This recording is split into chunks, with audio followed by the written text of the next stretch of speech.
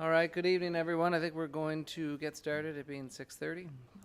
So I will call to order the monthly council meeting for the City of Summerside of October 16th, 2023, here at 6:30 p.m. First, I'll call for a motion to approve the agenda, but I would like to make one amendment to the agenda. I'm going to remove item 6C.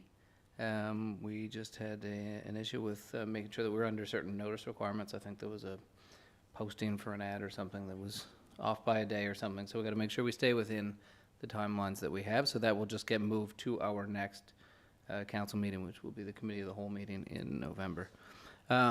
So the agenda would be amended to remove item 6C. So if I could get a motion to approve, Councillor Gallant, second McDougall, all in favor of the agenda as amended, please say aye. Any opposed? Hearing none, we'll move forward with the agenda. Also, just take a note, I believe Councillor Snow is not here tonight as he is on an airplane or traveling for work. Before every meeting, we acknowledge that the land on which we're gathered is the unceded Mi'kmaq territory. Abigoy is covered by the historic treaties of peace and friendship. We pay our respect to the Indigenous Mi'kmaq people who have occupied this land for over 12,000 years, past, present, and future. I now ask any councillor to declare a conflict of interest with respect to any item on the agenda before them this evening. Hearing none, we will continue to move along. Item 2, minutes. We've got 7 minutes here to approve, so we'll try and move as quickly as we can. Approval of the meeting minutes. There are going to be a number of different meetings here. Some, as I always say, planning board meeting minutes need to be approved by members of planning board and so on and so forth. So the first, I'll call for a motion to approve the minutes of planning board of September 14th, 2023. Councillor Morrison, second Councillor Duran. All members of planning board in favor of adopting the minutes as presented, say aye. Aye. Any opposed? Being none, the planning board minutes of September 14th were adopted.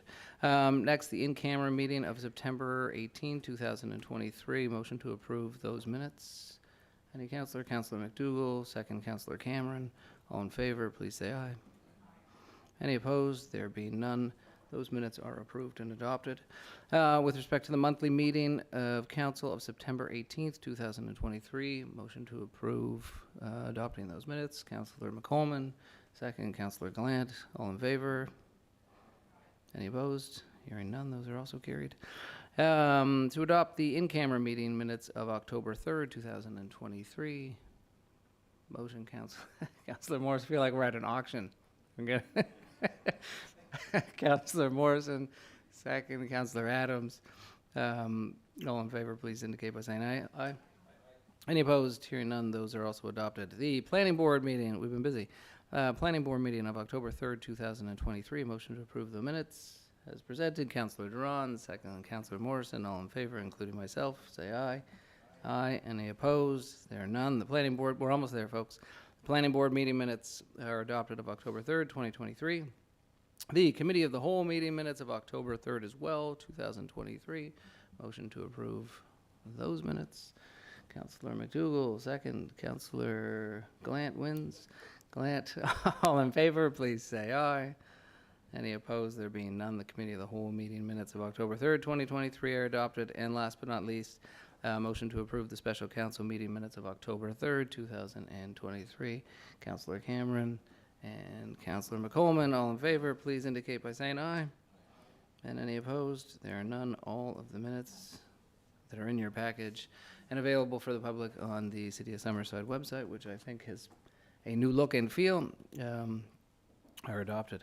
We'll now move into item 3, which is the point where we have an opportunity for accolades and recognitions. I know Councillor McDougall, you wish to speak. Yes, thank you, Your Worship. I do want to send congratulations out to Michelle Kelly. Michelle is a partner with Cox and Palmer in Halifax. Michelle is the daughter of Jean and Louise Kelly, Tupper Drive, St. Elners, and the granddaughter of former chair of St. Elners, Emmett and Marion Kelly. Michelle was selected as one of the top 25 influential lawyers in Canada by Canadian Lawyer magazine. Michelle, and it notes Michelle is a force for positive change. She is exceptionally talented and a person with high integrity. Her role in the everlasting impacts of intimate partner violence within the Mass Casualty Commission will leave a lasting legacy. And so I want to send out congratulations. Thank you, Councillor McDougall. Any other councillors? Councillor Adams? I'm not sure if this would be under Accolades, but I just wanted to bring to everyone's attention that the Standing Committee on Health and Social Development, they're going to be in Summerside on October the 19th at 6:30. So that's the Standing Committee. They're seeking feedback from the public regarding programs, policies, and supports that are currently in place for the island's unhoused community and those facing homelessness. There's a focus on what is working, what is not working, and any recommendations to support the unhoused community or those facing homelessness and all residents on PEI. So they're holding 4 public meetings, and this is the one that's going to be in Summerside. There's only 2 west, Summerside and in O'Leary this evening, I guess. So the more that can come to that, the better. I think our MLAs and the government really needs to hear what our residents are going through. So at the Credit Union Place. Yeah, Credit Union Place, October 19th, 6:30. Great. Thank you, Councillor Adams, for bringing that to everyone's attention, and certainly a recognition of all the work that people across our province are doing to support our vulnerable population. We know there's a lot of work to be done. Any other councillors? Seeing none, I'll just take a quick moment. I sort of forgot when we started the meeting. I usually try and begin every meeting by welcoming members of the public who are here in the gallery and those who are joining us online. So welcome, everybody. My apologies for the delay in my welcome. I was trying to get started as quick as we can. We don't usually start at 6:30, so we've usually got 2 hours under our belt. At this point, we're going to move into item 4, which is where we have public presentations. And this evening, we have the opportunity to have a presentation from the John Howard Society. So I'd like to welcome the folks from the John Howard Society up, and we'll get started. So welcome. You can come up and introduce yourself, and then share the presentation for council.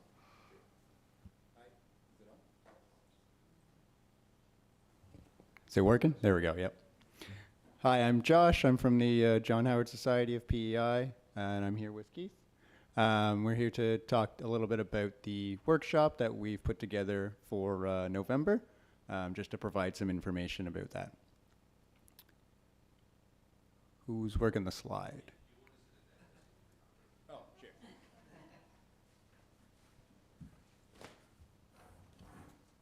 Okay. All right, so the event's going to be co-sponsored by the John Howard Society of PEI, the City of Summerside, and the Department of Housing, Land and Communities. So we have the 2 levels of government as well as our agency putting this together. It'll be on November 14th at Credit Union Place. It'll be a full-day event, so it'll take place during the business day. We are issuing invitations to 30-plus local organizations. We had members of our planning committee get together to generate that list to try to be inclusive of all the different services that could add and contribute. And it's also going to be in recognition of National Housing Day, which will be shortly after the event takes place later in November. In terms of what we're out to achieve as part of the workshop, so as I mentioned, we want to support National Housing Day, recognizing the importance of that, given the prevalence of folks that are homeless and experiencing homelessness on the island. We want to increase the awareness of the services and leadership within the community, trying to highlight some of the great work that's being done and the efforts that are being put forth.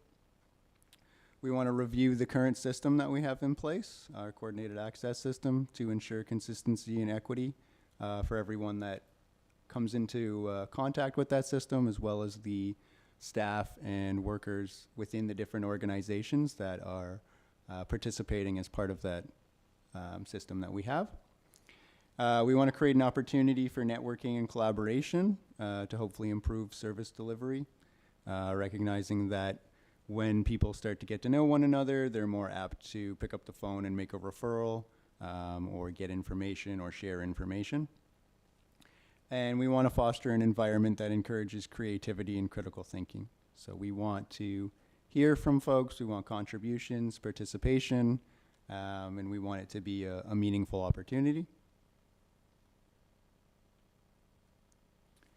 And then lastly, in terms of what we're hoping to get out of it, we will be generating a report. We have a facilitator that we've hired that has done this for previous workshops, and she generates a report after that not only captures what was discussed, but also captures some of the ideas or potential changes or things we could implement moving forward. Again, increased collaboration and referrals. So we want the community to become a little more cohesive and connected. We want it to be that, you know, if one person shows up at an agency, they may not necessarily have to go to every different spot in town to get their needs met. People can help connect them with other people. Greater awareness of the community partners among organizations. So we recognize that there are organizations operating within the community that are not familiar with one another, and simply knowing that each other exists would be a good first step in building that collaboration and partnerships. And then capacity building for our homelessness system. So as like any system or process, it's a work in progress. And so it's another opportunity to look to ways that we can continue to serve and support the people who experience homelessness on the island better than we currently are.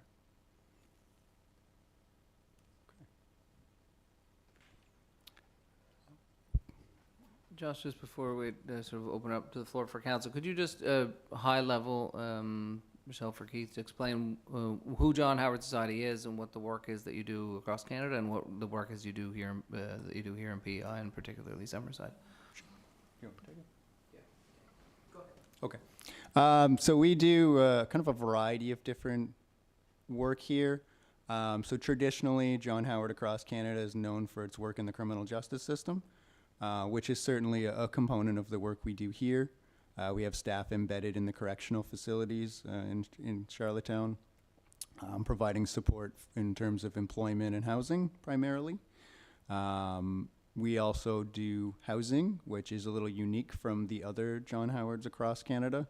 So we act as the community entity for PEI, which means that we are responsible for supporting the other non-for-profit agencies with delivering the homelessness services that we're being funded to deliver on the island.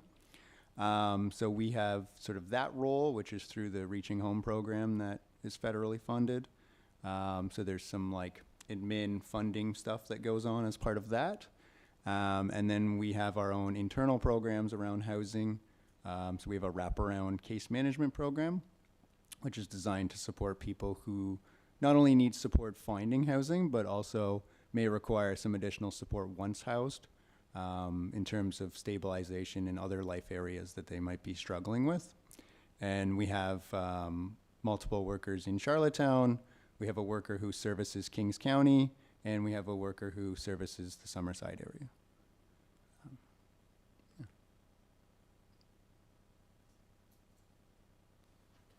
Just wondered, I noticed in Summerside, you're located in the Summerside area. I think I've seen your sign. Are you here so many days a week? So we are going to we've been in the process of having somebody here full time. They have been working out here, but the plan is to have them up and running full time by appointment, and will be located out of the Island Pregnancy Center. We have a space in there. There'll be a sign there so that people can come. The sign's there for the John Howard, but we'll have a sign that says by appointment with the phone number so that anyone can go there and then contact the case manager that services this area. Thank you. You're welcome. Any other questions from council? And then maybe then to just reiterate, it's October 14th. November 14th. November 14th, yeah, not October 14th. That was my sister's birthday, which I also missed. November 14th, and at the Credit Union Place. And you're doing the direct outreach with all the community organizations in and around Summerside. Yes. To get into the same room and talk about how we can get, work better together and learn more about what everybody else is doing to help better serve a vulnerable population. So thank you Keith, thank you Josh. Absolutely, Yeah. we're really looking forward to it, and thank you for stepping up. We certainly need a catalyst to bring, there's so many, you said 30, I know there's more than 30 plus organizations. It takes a lot of work, and it takes some hard work to bring folks together and to make a meaningful agenda, and also to create some positive outcomes that we can hopefully help improve people's lives. So it's a start, it's a great start, and we're happy you're here, and we look forward to being a partner with you as we move forward. Thank you. Thank you very much. Have a great night, guys. Yeah, you too.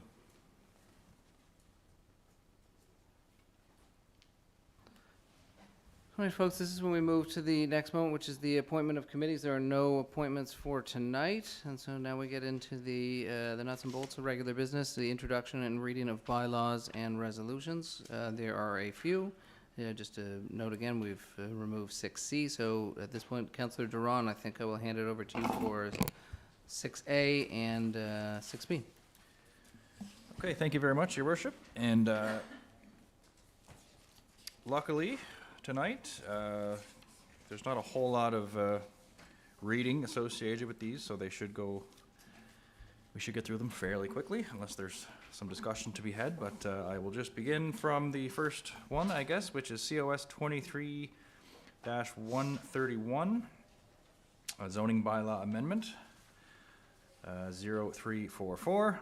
Whereas an application was initiated by the City of Summerside for a zoning amendment for PID number 310623 from medium-density residential R3 zone to institutional I zone under the City of Summerside zoning bylaw. Be it resolved that zoning amendment 03...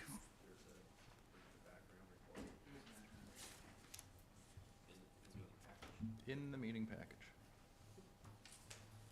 Oh, very good. Everybody gets one. Okay, so before we get to the resolution, there might be more reading than I originally alluded to. Okay. So this is for a zoning amendment for 75 and 85 Spring Street. Official plan and zoning amendments. So the background, important stuff. So the City of Summerside has initiated an application for PID number 310623 and PID number 310680 to amend the city official plan from residential land use to institutional land use and the zoning bylaw from medium-density residential R3 zone to institutional I zone. The purpose of the zoning amendment is to allow a museum in a proposed institutional zone. The proposed official plan amendment is to change the land use from residential land use to institutional land use. The proposed zoning bylaw amendment is to change the zoning from medium-density residential R3 zone to institutional I zone. The application was advertised in the October 4th, 2023 edition of The Guardian, and letters were mailed to property owners within 60 meters or 200 feet of the subject properties. The current zoning, medium-density residential R4. The purpose of this zone is to provide for medium-density housing in the form of single-family, semi-detached, duplex dwellings, townhouses, row houses, and other compatible uses. Permitted uses in the current medium-density residential R4 zone. It is R3, okay. Permitted uses in the R3, like I said just now, single-family dwellings, semi-detached dwellings, duplex dwellings, accessory buildings, assisted living facilities, manufactured home, mobile home lawfully existing prior to 1999. Discretionary uses in the R3 zone subject to council approval include medium child care facilities, group homes, townhouse, 8 units per building maximum, rooming house, boarding house, community care and nursing home, row house, 8 units per building maximum, social services agency, tourism establishment, tourist home and inn, or 4-unit maximum apartments. And the tourist home and inn also requires conditional use approval. And conditional uses in the R3 include home-based business, secondary suites, and bed and breakfast and vacation rental properties. The proposed zoning, institutional, I, Purpose of this zone is to accommodate institutional buildings for education, health, government, public safety, recreation, culture, and religion. Permitted uses, subject to bylaw requirements, cemetery, government office, college, university, school premises, place of worship, hospital, cultural or interpretive center, small, medium, and large childcare facilities, and public library, museums, and galleries. And also accessory buildings and community centers. Residential permitted uses in the institutional zone would be community care and nursing home or social services agencies. Discretionary uses in the institutional zone, subject to council approval, jail or correctional centers, emergency services facility, utility facility, a solar energy collector system, or research/laboratory facility. Explanation of the process, which I try to do at the first of these, but it's still in the middle, but I could have easily scrolled down and done it first anyway. Anyway, in order to process a zoning bylaw amendment, the following steps are required. Step 1, the zoning bylaw amendment is read a first time and declared as read at a first council meeting. Number 2, the zoning bylaw amendment is referred to planning board for review and recommendation, and those 2 steps take place at the same meeting of council and will take place this evening. Step 3, planning board reviews the application and prepares a recommendation to council. That step takes place at the planning board meeting. Step 4, the zoning bylaw amendment is read a second time and declared as read at a second council meeting. Step 5, the official plan amendment is read to be adopted by council. The resolutions will be either carried or defeated by vote of council. If the official plan amendment is adopted by council, the amendment is sent to the Minister of Housing, Land and Communities for signature, and the amendment becomes official. If the official plan amendment is defeated, the zoning bylaw amendment will be defeated as well, as the zoning amendment cannot contradict the official plan amendment. And step 6, the zoning bylaw amendment is read to be adopted by council. The resolution will be either carried or defeated by vote of council. If the zoning bylaw amendment is adopted by council, it is sent to the Minister of Housing, Land and Communities for signature, and the amendment becomes official. And steps 4 to 6 take place at council's second meeting. At this time, we will allow comments and questions, first from the applicant, Lori Ellis, on behalf of the city, and then we'll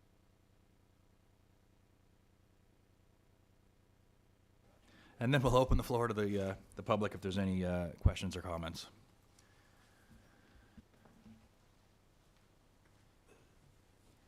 Thank you. I don't currently have any questions other than presenting the information to you about rezoning and providing information to council and staff about perhaps why to rezone. And so I'm here to answer any questions that anyone might have. I think maybe from, I think just go ahead. always to remember that when we are looking at a zoning application, we are looking at the land use, not necessarily the particulars of what is being proposed for that land. This is a land use review. We're looking at whether that space would be reasonable to be used for institutional purposes. Just before we get too far into looking at what the land could look like, this is something we come up with quite a lot. Sure. And I guess I was just going to ask, sort of, since you're presenting on behalf of the city, what is your outlook for, why we're here? But I don't want to, as Sure. His Worship mentioned, get into it deeper than we need to, but obviously it would be nice to know, why the rezoning application Sure. is before us, right? I can just give a brief reasoning. I guess in my future planning for use, at the Culture Summerside location, I was kind of surprised to learn that 2 of the 4 lots that we operate on are still zoned R3, even though there's museums and history centers on them. And so I guess looking forward, I put forward the application to rezone so that we would be certainly correct and in line with its current uses, but also that would allow us perhaps future growth.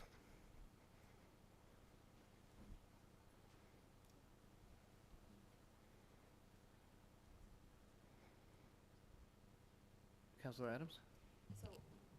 Just for anybody that's not familiar with the area. Sure. So currently, so the empty lots, those are used to host events that Culture Summerside puts on, concerts, Correct, carnival, that type of thing. yes.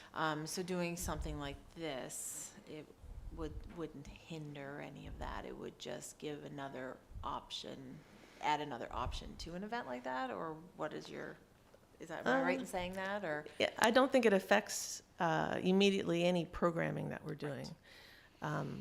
You know, what it does is allow future growth. Like, let's say we want to put on an accessory building or add an accessory building somewhere for interpretive purposes. Then in an institutional zone, we can do that. I believe, from my knowledge of an R3, we wouldn't be able to do that. Right. So, Director Laurie, would it be along the same idea for the Kayleys, or there has been an accessory building there because if it rained or whatever, that was able to be there because you had that on the land? It never was there before.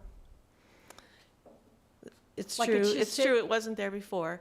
In that particular scenario, we have an outdoor deck, and then we have a pergola over top, which has a different type of zoning than if you were to have added an accessory building. So in that particular case, it's a little different. But if we were to have tried to put a covered stage there, Right. it would have been different. We Yeah. would have had to have had that institutional, and I believe at that place that is currently institutional. So the Lafergie Cultural Center lot is institutional right now, Right. and the empty lot is institutional. And so some of these things that you see happening now over the past 20-plus years and not realizing about the zoning, is it a case of it would give a better chance to really maybe contain some of those areas, have a better arrangement so that people know where they are, that kind of thing? Yes, yeah. I mean, we can grow to encompass the whole site and program every inch of the property. And, you know, I think having it institutional is a part of that. Right. Okay, thank you. Hi, Laurie. I'm like you. I was surprised to see that this wasn't institutional because we've been operating out of there for a number of years. Yes. And so, yeah, it completely makes sense to have it rezoned to institutional. And so I understand this will be a change to our official plan too, right? So this will, Yeah. Okay. All right, thank you. No,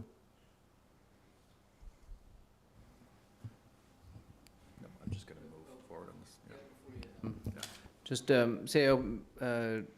Gordon, it may be helpful for us to schedule the second sort of the presentation piece on the broader vision and picture for the whole property, outside of this discussion, maybe at Yeah, a subsequent sure. council meeting, just so Yeah. again, so we try and keep those Yeah. zoning and everything else separate and apart.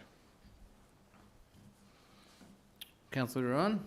Yeah, okay, so if there's nothing else from council or from Director Laurie, we'll open the floor up to anyone in the public. If there's any questions you have, either for staff or us or Laurie, we'll certainly welcome that now. If you don't mind, just state your name and address for the minutes, and we will do our best. And as I always state, I guess, during these zoning applications, if there's anything that can't be answered right now, we'll certainly include those answers as part of the report at Planning Board. Yeah, George Dalton, Summerside and Area Historical Society. Your Worship, I think this is a great step, and it's something that will really provide a lot of positive things in the future. It's been a long, long battle to put Summerside in the map. I've researched the Provincial Museum problem, which will probably be dealt with very soon in some way or other. But all of those reports over the years basically recommended that Charlottetown or central area be a provincial museum. And every one of those are recommended because of the size of Montague and Summerside that we should come under the provincial museum organization. And I think that will basically cause a lot of satisfaction through the historic district here and the population who have a great organization here now of what's run by the Wyatt Properties. I would venture that it's probably the best in the Maritimes, but it's like you always have to have a vision. And I think the fact that some of these things will be coming forth. We know that we have a lot of history. We've got so much stuff in this community. We can't house it all. But I think with Truman Pate's 550 lamps on his deathbed said to me, get those in Summerside for we can display them. And if we get some building put on those lots, then we can rotate a lot of different things that are dear to us, including every topic that's out there. So anyway, that's all. There'll be more on that, of course, as said, but I think that's kind of a good news to make that adjustment. Thank you.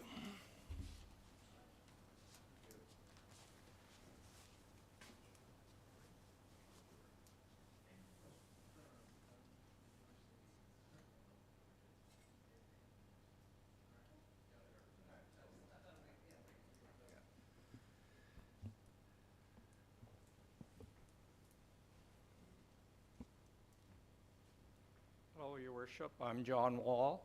I live up handy there, and I've known Wanda Wyatt for many, many, many years. I helped her out a lot of times when she needed help. And it's a jewel there, and she loved it. And I don't think it's appropriate to be going building new buildings on land where her father gardened, and it's a treasure to the Summerside community to have that green open space right in that area and handy the other parks.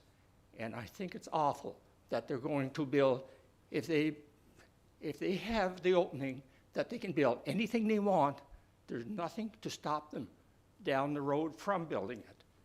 Wanda Wyatt would roll over if she thought they were going to desecrate her open spaces, as far as I'm concerned. And I just wanted to come on record that I disagree with it. Everything, if it's a museum now, it's working fine.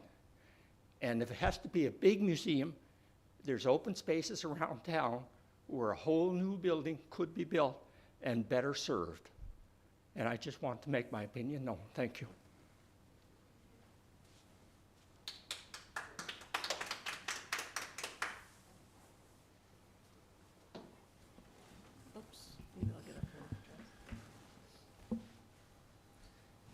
Maybe I'll just say a couple words, sir. Was it John? Hi, John. I would just like to say that we at Wyatt Heritage Properties and Culture Summerside agree about the green space, and we love every bit of it. And so I thought I would just share that with you. We share that same sentiment. Yes, this is a narrow wedge. I mean, that's fine, maybe. It's a museum now, and it seems to be doing well. And if you want to go to a bigger museum, it should be a whole new building in the proper spot where they have the room for the traffic, the parking, and do it properly. PEI has a ton of stuff that should be displayed, but it's not in that location. Wanda Wyatt hit the cultural and the cultural services being served well, but display of a museum of all our artifacts, that's not the place for it. It needs a brand new building and done properly, not an add-on here or there. And if you start building there, it's just like the Summerside, the fire hall, and the police station.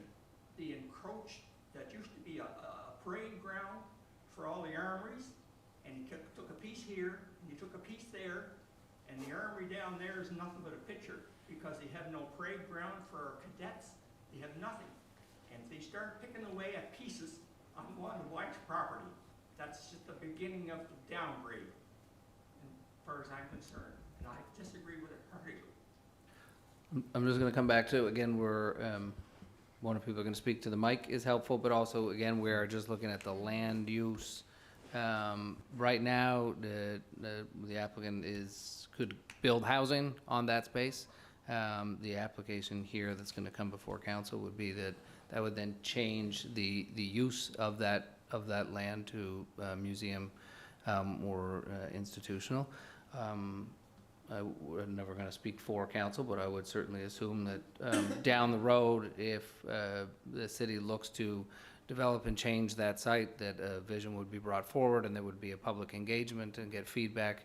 And John, I'm sure that Director Ellis here will take your contact information. So if and when that point in time comes, we make sure that we get the right community feedback before anything. Future, I won't be here. Wanda's wife memory will be diminished, and the people of that time will do with it as they so see fit, which it may be proper, but it's not going by her wishes, and the town needs that green space, not for housing. They have other place for that. Just the same as Mayor Wedge up at the park, up there with all the ball fields. He had a vision, and it's all green space, and Summerside is reaping the rewards from it. And if they take our green space in the middle of town, we're not going to get any more to replace it. And that's how I feel about it. I know there's lots of people that disagree with me, but I come here to say my piece, and that's the way I feel. That's good. That's the point. So thank you for sharing that. That's And right. just to build on what Mayor Kuchar says,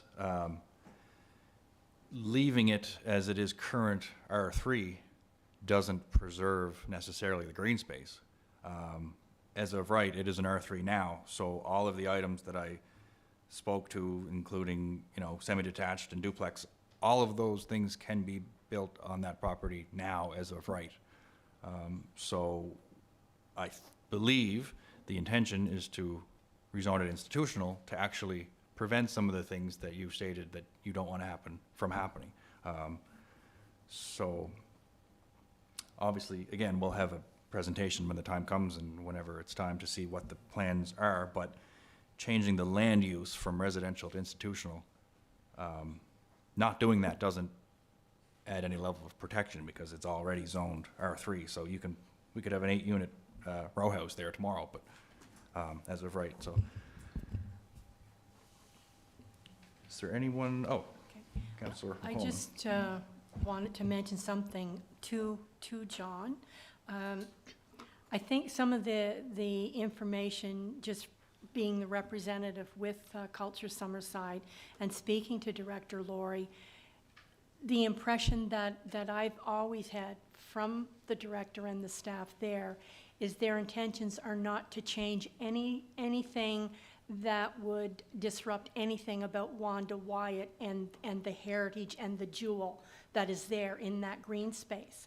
But from my understanding of just speaking with Director Laurie, it's to really improve so that that area will always remain that jewel that you're speaking of, but only improve it that much more. And I don't know if that makes sense, but that was the understanding that I had, was to keep things so that of that era, those kinds of things would be better placed and protected. That was the understanding that I had from speaking with Director. I hope that is helpful.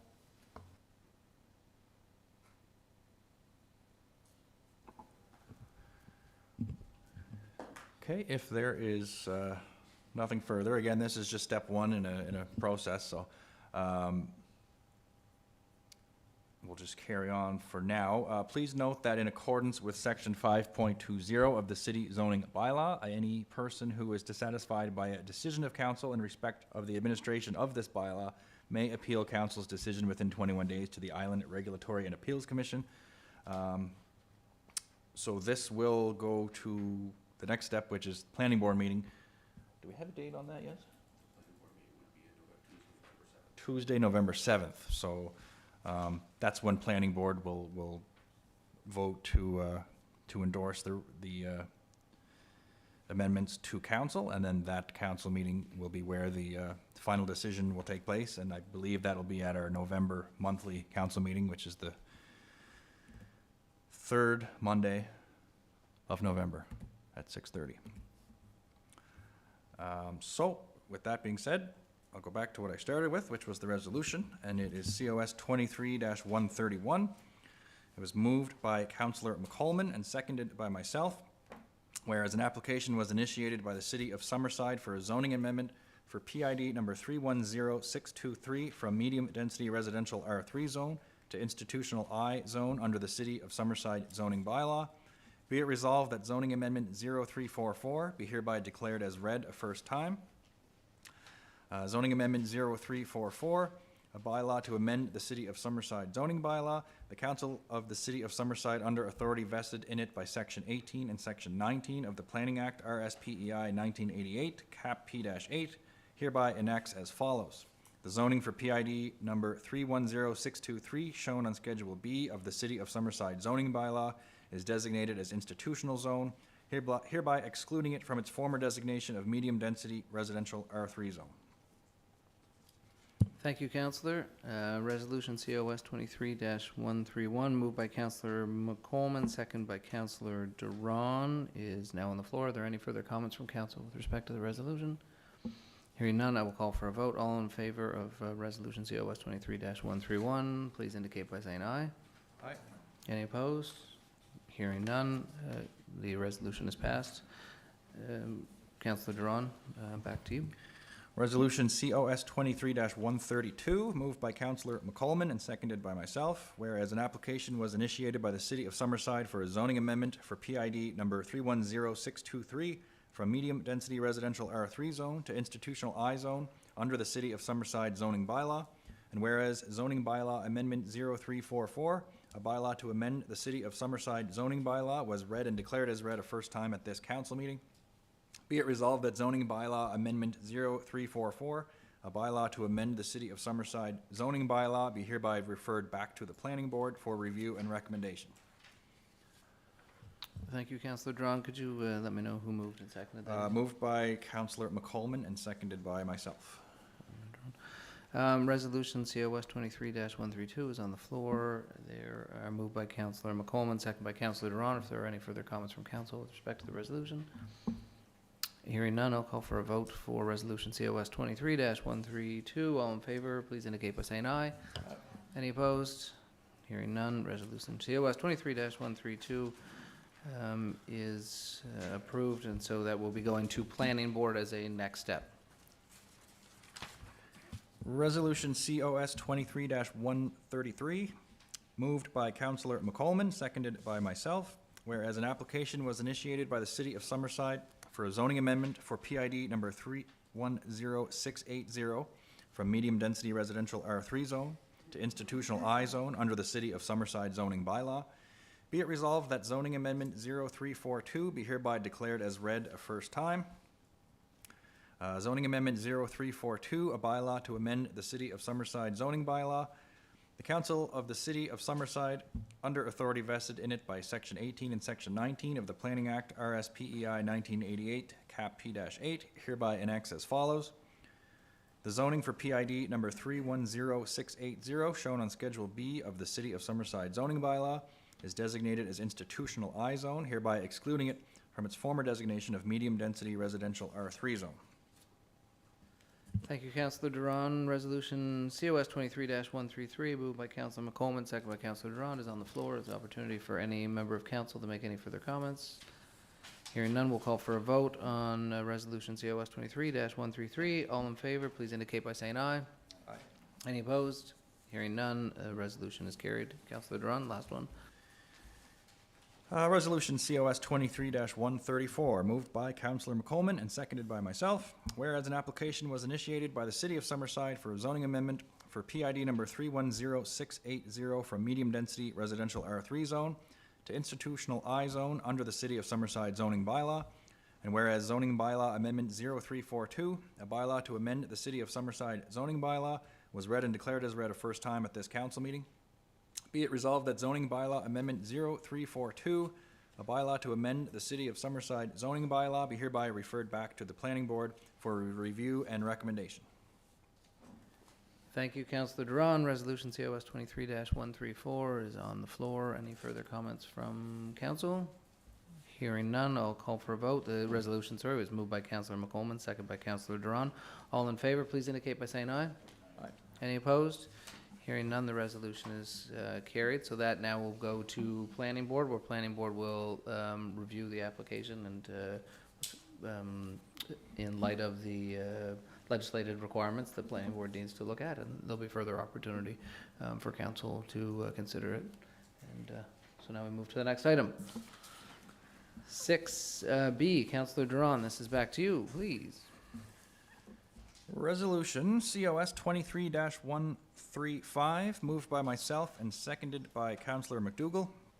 Whereas an application for a major variance application was received from 103-112 PEI Inc., Doug Waugh for PID number 1136258 at 433 Central Street, zoned R4, for a variance to floor area ratio. And whereas the development standards for the R4 allow the maximum floor area ratio of 80% of the lot area of the subject property is 10,997 square meters, allowing a floor area ratio of 8,797 square meters. And whereas the proposed floor area ratio is 11,131 square meters, the applicant is requesting a 22% variance to the floor area ratio. And whereas in accordance with section 7.2 of the city zoning bylaw, council, planning board, and the development officer shall consider the variance against the following tests for justifying a variance. A, that the hardship is due to unique physical conditions of the lot or property, including small lot size, irregular lot shape, existing building location on the property, or exceptional topographical conditions, which make it impractical to develop in strict conformity with bylaw standards. Exceptional topographical conditions may include, but are not limited to, trees, slope of the land, etc. B, that the proposed variance meets the general intent of the official plan. C, that the proposed variance meets the general intent of the zone. And D, that the proposed variance would not impact negatively on adjacent properties or on the essential character of the surrounding neighborhood, including taking into consideration any comments from neighbors. Be it resolved that council grant 103-112 PEI Inc., Doug Waugh, PID number 1136258, 480 Central Street, a variance of 22%, allowing a floor area ratio of 11,131 square meters in the R4 zone. This bears the recommendation of the planning board meeting held on October 3rd, 2023. Thank you, Councillor Duran, and moved and seconded again. Moved by myself and seconded by Councillor McDougall. Wonderful, thanks. With resolution COS 23-135, moved by Councillor Duran, seconded by Councillor McDougall, is now on the floor. This is the opportunity for council to provide further comments before we move towards a vote.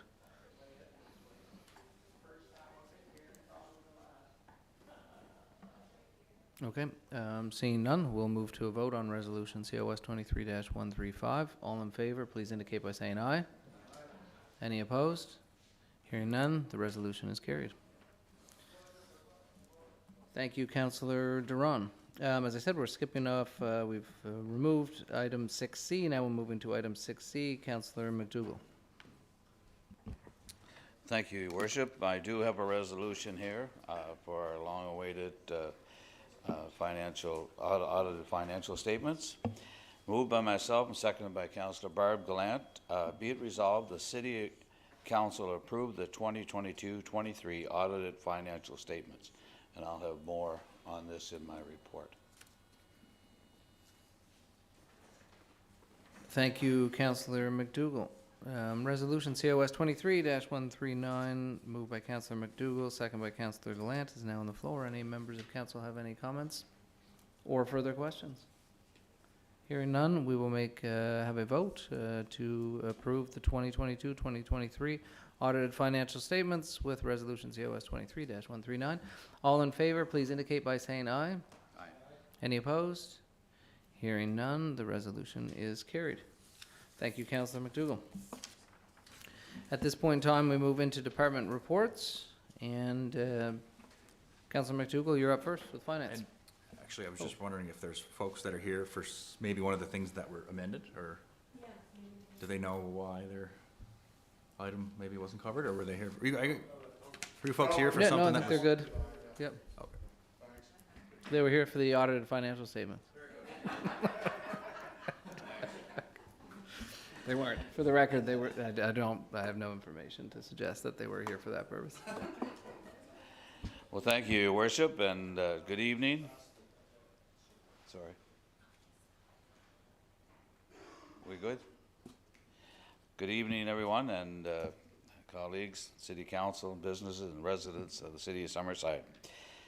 The audit for our 2022-23 fiscal year has been completed, and we just approved the resolution and for the financial audit statements. These financial statements will be available on our website, and here are some of the highlights from our 22-23 fiscal year. Please refer to our discussion on the 22-23 financial statements, which can be found on the financial statements on our website. In accordance with the Public Sector Accounting Standards, PSAS, our consolidated statement of operations is reporting an annual surplus of $17.3 million. Don't get excited.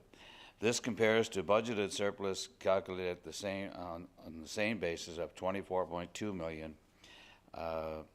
PSA requires governments to record infrastructure funding received for capital projects to be recorded as a grant and not amortized over the useful life of the asset. The receipt of the infrastructure funding for our solar storage projects are the main reason we're reporting a $17.3 million surplus. The city's net financial debt increased by $3.4 million to $91.1 million. And this is mainly due to the significant capital expenditures and associated financing of these assets for the solar storage project. This significant project will provide long-term recurring revenue, which will more than offset the debt servicing costs required to fund these capital expenditures. Long-term debt has increased by $3.8 million. The city is still within its acceptable debt limits. However, debt servicing costs are increasing, which means a greater percentage of revenue is required to pay these debt servicing costs. And this may require a reduction in other spending unless new sources of revenue are realized. For the current fiscal year, to date, our results to August 31st, 2023 show a small consolidated surplus of $40,000 compared to a budgeted surplus of $5,300. It is not unusual to be reporting a surplus for the first couple of quarters, as progress invoices for our capital expenditures would typically start in June, July. A projection to March 31st, 2024 is being prepared and will be included in our reporting when we present second quarter results. And this will be more indicative of what our operating results will be for this fiscal year. Our utility accounts receivable as of October 8th, 2023 is as follows. Total overdue balance is $205,600 compared to $177,300 as of September 11th, 2023. And we're looking at that because we figured it's a timing issue. So our total past due has increased from what we were reporting for September 11th, and the percentage that is greater than 60 days has increased from 7.2% to 11.5%. This compares to 1.1% at the same time last year. A concerning increase, and we would like to remind utility customers who have received collection notices to contact our office and to address the past due balances to avoid disconnection of services. Thank you. That's my report. Any questions? We can. Thank you, Councillor McDougall. Any questions from Council? Councillor Adams? Thank you, Your Worship. I just had a quick question, and if this isn't the correct place to ask it, and I know you sort of wear two hats when it comes to this, but and a few people asked me today, so that's why I thought I'd bring it up, in regard to the story that was in the news today regarding the provincial funding. Mm-hmm. So people were just wondering, like, how, like, what's the impact? Like, how are we handling that? Well, Like, because I know we've noted publicly, and we've told Yes. them that Yeah. we picked up on the error from the beginning. We that did, It was and, incorrect. it's been all over the news this last couple of days. And so, yes, we were impacted by 1.1 to 1.2 million, I believe. And so we'll be addressing that at a later date with council and how we're going to look at that, so. So does the province have any kind of contingency in place for themselves? Like, I'm just wondering, like, where we, like Kristen obviously, has pointed out multiple times to them that it was incorrect, and they kept reiterating that their calculations were right. That's right. Is there, like, I just find it hard for, you know, like, I mean, I know we are probably in a better position than a lot, but as a municipality, like, it's very unfair for us to have to wear something that is their mistake and was pointed out and still wasn't corrected. And we've had meetings with the province, and we've stated that on a number of occasions, and we're still working on it. We had a discussion with the minister last week, and there's revenue sharing meetings coming up, and I'm sure that's going to be a topic on the table because it's wrong, you know. Yeah. There's smaller municipalities in Summerside, and they're being affected. They've spent the money. They question just like Summerside did, just like Charlottetown did, just like Cornwall and Stratford all questioned it, and were repeatedly told, no, it's correct. And so, you know, it's for the bigger municipalities, it's a lot of money. Even the smaller municipalities, it's a lot of money. Everything is relevant, right? So we will continue to address it with the province. Yeah, okay, thank you. Yeah, Thanks. people had said that, like, I hope that, you know, the city will, like, aren't going to just sit down and, like, No. say, like, especially when you're so proactive to Yeah. tell them it wasn't right, so. No, and Yeah. municipalities are, you know, in dire needs of capacity. So it's the wrong time. Thank you. Thank you, Councillor McDougall. Councillor Gallant, representative of Municipal Services. Your Worship, Council. Public Works, Water, Sewer, Utility highlights. Public Works has installed a new parking sign on McQuaid Court to allow a better road traffic navigation for vehicles and service vehicles. The school zone for McEwen Road has changed to now run from Three Oaks right through to Athena School with no breaks in between. The new street on McEwen Road has been marked for traffic signs, stop signs, and has been painted. Traffic work, tree trimming right now is underway, but it will finish here very shortly. A new blower was ordered for the winter operations for this year. All repairs to the fire hydrants were flushed out for the year. Electrical highlights. The Sunbank project is due to be energized by the end of November. The new substation additions to allow the project to connect to the grid has energized on October the 12th, 2023 to 99 Harvard Street. All 48,000 plus solar panels are installed on the field and the batteries have been installed. The last item to do is the final power up, which is hoping to happen within the next 3 weeks. The road and the fencing are to be completed by the end of November, and the vegetation will happen in the spring. The wind farm has 2 turbine blades repaired, T1 and T2 and T3 and T4. Note to the public, copper wire thefts is on the rise throughout the poles and the wiring of the utility in Summerside. People are reminded if people are seen working on these poles without proper identification, the Summerside Electrical Market work vehicle to report any anonymous to the police. The removal of this copper wire is dangerous and it has high voltage and can put work staff at increased danger. Public Works, water collection driveway on Walker Avenue was repaired. Many street signs have been replaced over the year, and the police station parking lot has been painted. 2 water breaks were repaired, 2 fire hydrants were repaired, and 4 sewer calls for the month. City Hall heating was repaired, as Nick says tonight. It was warm. Boardwalk lighting maintenance totaled 3 months. Overhead lining in Jennifer Street, Maple Street, and Lafergie have been continued. The generator ran at 10.1 hours, and renewable energy for the month was 26%. 104 service calls for electrical customers and 15 after-hour calls.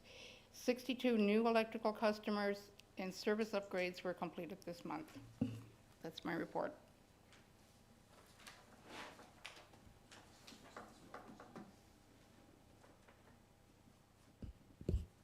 Thank you, Councillor Glant. Any questions for Councillor Glant? Hearing none, we'll move on to C, Arts, Culture, and Diversity, Representative Councillor McColman.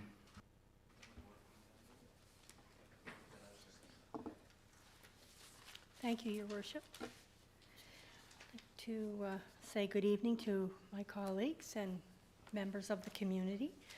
And I'd like to thank Director Laurie for preparing the Culture Summerside report.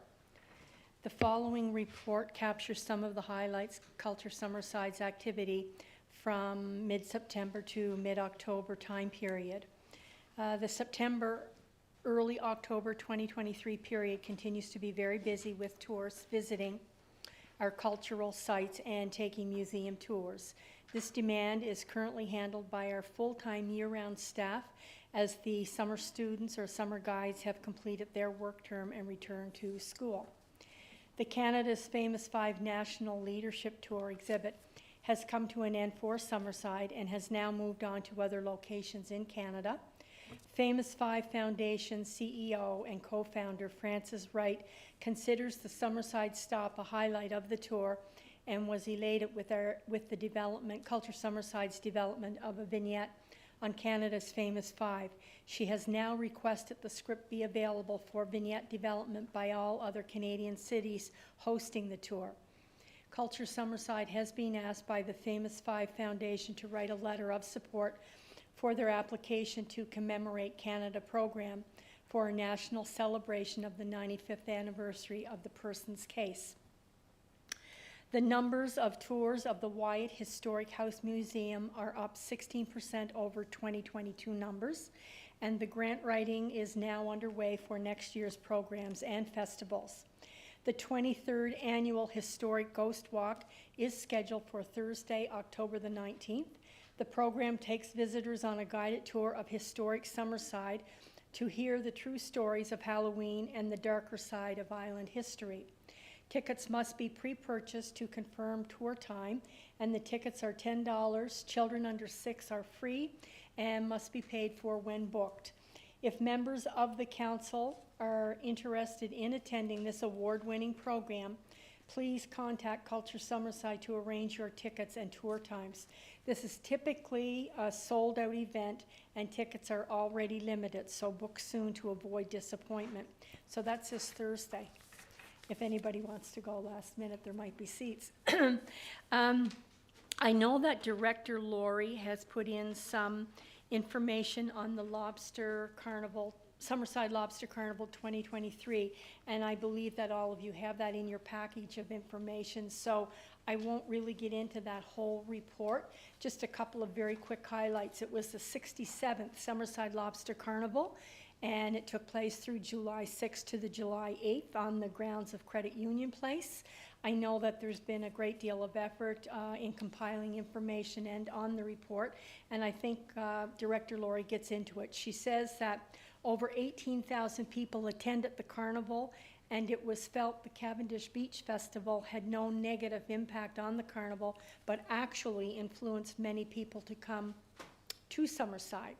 Also, she said that further down in the report that lobster was available at all times in the culinary tent with traditional island lobster suppers offered Friday and Saturday. As well, 85% of those who enjoyed the suppers were off-island tourists. They loved having the fishing captains crack their lobster and many had their pictures taken with them. She also goes on to report, unfortunately, there was a heat wave, so that did have an impact, and as a result of that, she's going to reflect that information in her report. Another thing, she just gives a breakdown of revenue and expenditures. And the other thing that she points out is that furthermore, Culture Summerside is appreciative of the assistance of the PEI Association of Exhibitions and our partners, BEMA, Summerside Legion, and the St. Eleanor's Lions Club for their part in making the carnival a success. Volunteers are an essential component in the delivery of the carnival, and their time and talents are immeasurable. The East Coast Museum Amusements Midway had a successful 3-day run drawing appreciative crowds. She points out, although we were not back in line with the big week of harness racing in Summerside, we promoted the races that started on July 9th. We do look forward to when the two events line up again. Because the Midway is pre-booked, they are not in a position to change those dates because the Midway is booked at many small communities throughout the Maritimes. So that was why they had to go with the slated date that was arranged. And she also has captured a number of pictures from the events that's in your package with the report. And that concludes my report, Your Worship.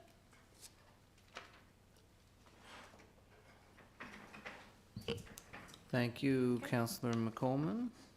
Any further questions for Councillor McColman? Hearing none. Move on to Technical Services, Representative Councillor Duran. Thank you once again, Your Worship. I'd like to thank Director Aaron McDonald for preparing the report for this evening. The 2023 construction season for city-led capital projects is starting to wind down in the city. The construction and the inspection of these jobs will continue through the fall. The paving contract and the boardwalk replacement project are almost completed. Wilmot Lane widening is now underway, and that project includes widening the street to the limits of the right-of-way in coordination with the completion of a 4-unit building at the end of Wilmot Lane. A water main replacement project is still in progress on North Market Street, and street reinstatement still remains. 18 building permits with a value of just over $13.3 million were issued for the month of September, for a year-to-date total of 157 permits and a value of $68.6 million. We issued 4 commercial permits for additions or alterations, new construction, and a fit-up. On the residential side, we issued permits for 2 secondary suites, 1 accessory building, 2 additions or alterations, 1 single family, 2 decks, and another 3 demolition permits. We also issued partial permits for various stages of 3 apartment buildings. Developers are stopping in and speaking to staff for assistance with their proposed projects. Now is also a great time for our citizens to ask for assistance with their projects that they may still have planned for this fall or winter. And also, I will just also mention that the tender is now out for the east-west housing corridor, and I think we'll probably see a rezoning process accompanying that project fairly soon. So, if there are any questions, I'd be happy to answer or find the answers. Don't see any questions. Thank you very much, Councillor Duran. Deputy Mayor Snow is not here this evening, so but the monthly report is attached and is included in the package. And I don't think we don't need to read in every word here. So for anyone who's interested, they can review the report set out here in this evening's package. With that, we'll move on to the next, which is Councillor Adams, representative for Emergency Services and Communications. Okay, thank you, Worship. We'll start out with a monthly report from Summerside Police Services. They are busy into the recruiting process and conducting interviews for new staff. Unfortunately, they do not have enough staff to fill the school resource position. Other positions within the service remain vacant as well until new staff is hired. Just a reminder that there are supports in place in schools with the student well-being team. It's not a replacement for that, but there are other programs in the schools that families and students can tap into in the absence of that right now. We've had members of the police service attend the annual police memorial held in Charlottetown, and 2 members participated in the ceremony. Pray Bajat Kar Apal, and I apologize if I didn't say that right, and Kenny Gillis have been chosen for the cadet sponsorship program at the Atlantic Police Academy. Both individuals are from Summerside area and have entered into return of service agreements. Our staff were involved in Touch a Truck fundraiser at Cool Breeze Farms, and the funds are used to support Family Places free programs and services in Summerside. The PEI Police Association made a substantial donation to the program. And just, I think, a big shout out to Cool Breeze Farms for all the programming that they do. Everything they do themselves with the family and staff that they treat like family. So it's the gateway to Summerside. I've said that to Ian many times, and we really couldn't ask for somebody who wants to make Summerside a better place is the Simmons family for sure.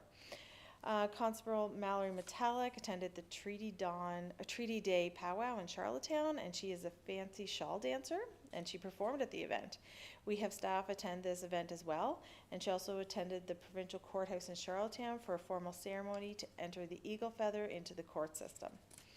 Our members entered a team into the 14th annual Micmac Confederacy Charity Golf Tournament, and the event was held at Fox Meadows Golf Course in Stratford.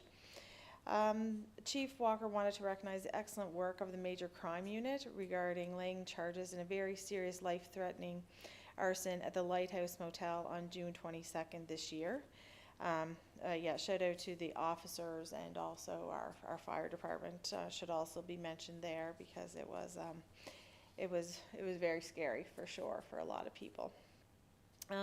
Corporal Driscoll attended human trafficking training during the month, and our police service also completed their mandatory firearms training for the year. So I believe that's all for, I should just mention that cadet sponsorship, that's the one that the police service has sponsored 2 cadets that live in the Summerside area, and the return of services, they stay here for, I'm not sure what the period of time is, but they have a commitment to live and serve in Summerside and after their training is done. So next would be Kenny Culleton has put together the monthly fire services report. Some updated information and numbers from the department. There are 3 types of calls that the firefighters respond to: medical first responder, silent alarms, and general alarms. Medical first responder, average time call is 30 to 60 minutes, and the average number of personnel attending is between 15 and 25 firefighters. And those are volunteer firefighters.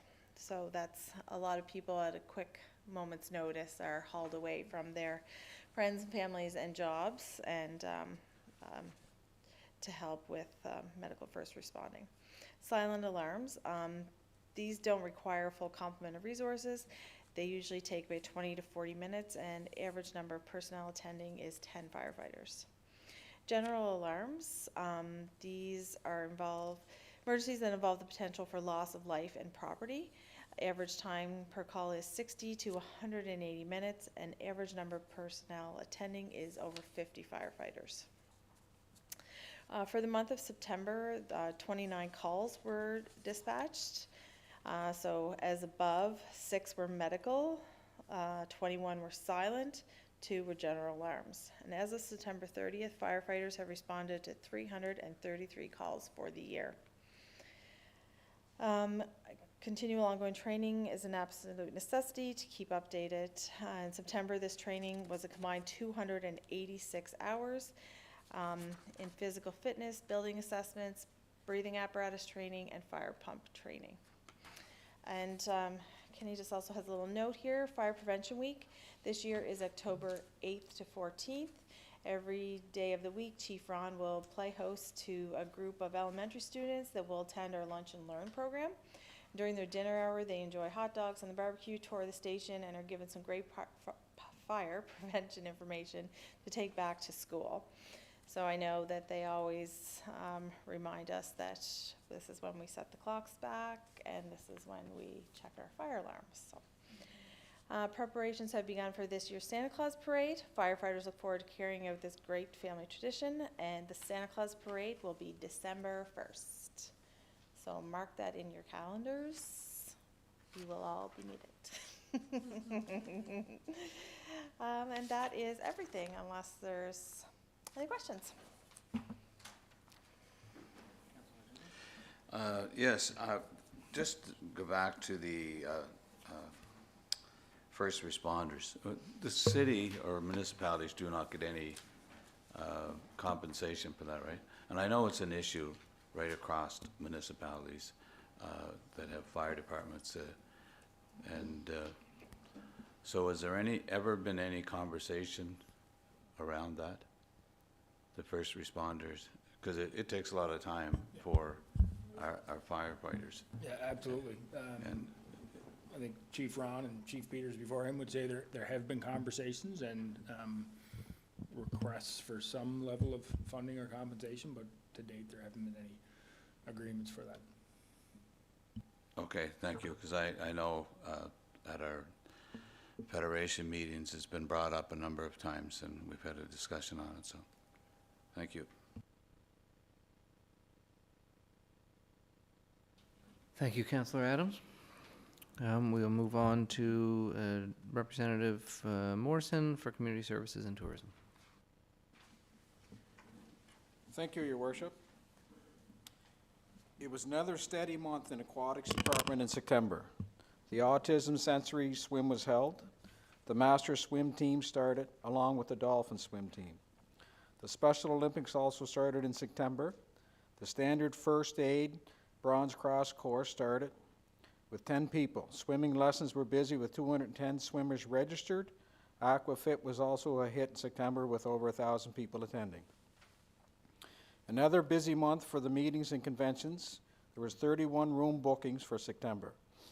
The Economic Development Association of Canada Conference was hosted with great feedback from the organizers. 170 attendees came from across Canada. The Eastern Championships for Powerlifting was hosted in the Convention Center as well as a variety of regular clients hosting training, meetings, and gatherings. The box office was busy with the first two Caps games on September 23rd and 30th. Home opener was a very well-attended event with all the kids in the school and local schools redeeming coupons for tickets for that game. Coupons in hands meant big lineups, but the crowd seemed excited for hockey and happy to see a big uptake for Game 1. The Wiggles live concert took place with young families very much enjoyed, which young families very much enjoyed. This event occurred on September 26th. The World Under-17 Hockey Challenge picked up some momentum. Lots of people asking about individual games. Active Living remained busy. The first Summer Fun, End of Summer Splash, was hosted at Leger Park. Hundreds of people attended this event that included a water balloon fight, water slides, splash pad, yard games, and more. Active Living Summerside offered preschool book club, crafts, family board game night, bubble soccer night, and the first PD day of the year. The Dome saw lots of birthday bookings and saw the return of some of the winter user groups. And there was the start of the Fall Adult Multi-Sport League. And I'd like to thank J.P. DeRoger, Director J.P., for his report.